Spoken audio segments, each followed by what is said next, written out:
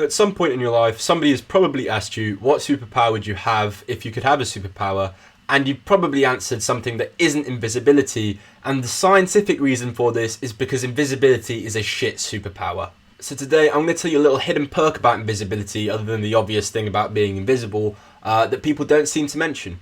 So I was watching the Amazon show The Boys, which is about superheroes, and in the first episode, spoiler alert, the invisible superhero gets electrocuted. I'll play the clip now. How do you know the electric could do the job? Skin's carbon, highly conductive. Saw it on Jimmy Fallon. In the clip, Huey says the invisible man gets electrocuted because he has highly conductive skin. This doesn't make any sense, and I'm going to prove this to you using Halo.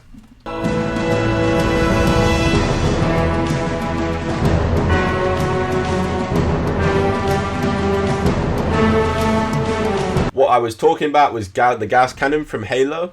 Basically, this whole section has just been a ginormous segue into Gauss's law. So Carl Friedrich Gauss is this exceptionally beautiful man in the black cap who was a very, very great mathematician. He invented Gauss's law as well as the sideburn equivalent of the Chelsea smile.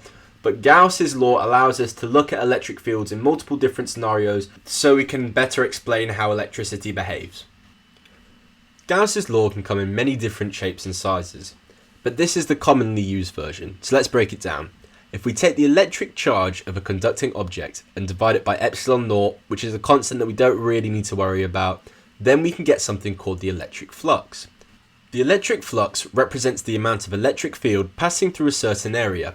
If we look at my kick-ass diagram, we can see an area in orange, positive electric fields represented by blue arrows, and negative electric fields represented by red arrows. In our example, we have 8 positive electric field arrows and 4 negative electric field arrows passing through the area. We can add these totals together to get a total flux of 4. Within an electric conductor, the positive and negative charges are always spread out so that the positive and negative electric fields always cancel out, resulting in a permanent electric flux of 0 within any conductor at all times. We can mimic passing an electric current through a conductor by putting opposite charges at opposite ends of the conductor. So what happens to the conductor when we do this? Well, despite what your toxically positive friend probably tells you, positive does not attract positive. Instead, positive always attracts negative. Sorry kids, it's a fact of life. I don't know what to tell you. So yeah, the presence of an external electric field means that the positive charges within the conductor go to the surface next to the negative charge, and the negative charges within the conductor go to the surface next to the positive charge. Despite this, the internal electric fields of the conductor still cancel out, so the flux within the conductor is still 0. But what happens if there's a colossal Catholic cock-up and the orchestra recruitment at the Vatican misinterpret the meaning of a holy conductor? We've now got a hole in our conductor, so what the hell happens? Well, that's the best segue I've ever done. Well, charges from the conductor form on the surface of the hole relative to the external charges. But, as we know, the electric flux on all sides of this hole is 0, because the flux in a conductor is always 0. Therefore, there can be absolutely no electric flux, and as a consequence, no net electric field passing through the hole at any point. This is called a Faraday cage. This is a very drastic real-life example of a Faraday cage. The Tesla coil acts as an external negative charge, the ground acts as the external positive charge, the metal cage is our conductor, and fortunately for that man, he's standing in our hole. Wait, no! The Tesla coil attracts positive charges in the metal cage to the top of the cage, and the ground attracts negative charges towards the bottom. As we can see by the man not convulsing, the electric flux in the middle of the Faraday cage is still 0. This is definitely the coolest use of a Faraday cage, but there are also very important uses, such as to protect sensitive data from EMP strikes. Also, the metal exterior of cars and aeroplanes acts as a great Faraday cage to keep the occupants of the vehicle safe from any lightning that may hit the vehicle. You're probably thinking that you've been swindled because you're 4 minutes and 30 seconds into this video and you received a science lesson and nothing about invisibility. Well, if we go back to this clip of the boys... Skin's carbon, highly conductive. Highly conductive. Highly conductive. Here's our invisible man. Because his skin is so highly conductive, we can just assume that his skin is like a human-shaped Faraday cage. First, we have to make the assumption that the man either keeps his mouth and anus completely closed at all times, or we can assume that the fella's entire GI tract is also coated in the same conductive carbon as his skin. This assumption allows our Gaussian surface to be completely closed with no gaps in it.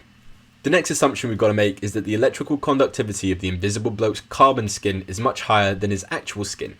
This isn't that far-fetched, considering that his carbon alters the laws of quantum electrodynamics itself to the point that it bends light around this guy. I've drawn his actual skin in pink, and apparently he looks like the chthonic offspring of Patrick Star and the scammers from Futurama. This is the exact same setup as before, with the external negative charge being a live wire and the external positive charge being the ground. All that's different is that our Faraday cage is human-shaped. Therefore, the net flux in the centre of the cage, where his body is, should still be zero, so the invisible man should be completely immune to electricity. Zeus himself wouldn't be able to harm you if you had invisibility of this kind, which is pretty great. It's a great benefit. People don't like being electrocuted generally, that's what I've seen in my experience, but you still might be thinking this is completely intangible, I'm never going to see anything like this whatsoever. But in 2012, a group of people put their minds together and they created a suit just like this. And then a bloke got in the suit and stood between two Tesla coils, which, you know, I mean, I believe in this stuff, but I don't think I'd have the balls to do that still. So yeah, hats off to this. This is a really cool video. I'll link the whole thing in the description below. As you can see, it's the same kind of principle. So he's got a very highly conductive suit, which is acting as a Faraday cage that is human shaped. I set out at the beginning of this video to try and convince you that invisibility isn't as bad as a superpower as people think it might be. But I've actually come to the conclusion that any superpower that requires a well thought out 6-minute scientific communication video detailing its side uses using Gaussian laws of electrodynamics must be so utterly horrible and abhorrent that it doesn't even deserve a place in the shit tier list. It needs to be kicked down even further. You invisibility, stupid superpower.